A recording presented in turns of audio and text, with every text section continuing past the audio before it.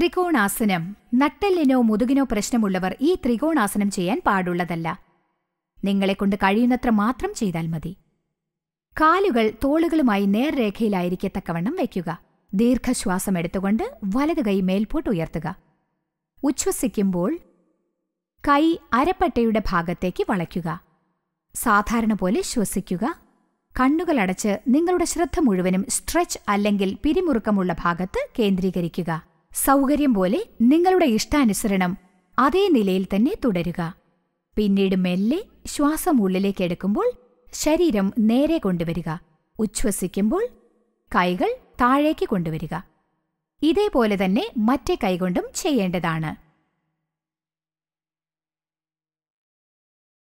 Stretch, tension എന്നിവ ഉള്ള സ്ഥലങ്ങളിൽ നിങ്ങളുടെ പൂർണ്ണ ശ്രദ്ധ ചെലുത്തേണ്ടതാണ്. ഈ ആസനം ചെയ്യുമ്പോൾ കൈമുട്ടുകൾ മടക്കാൻ പാടില്ല.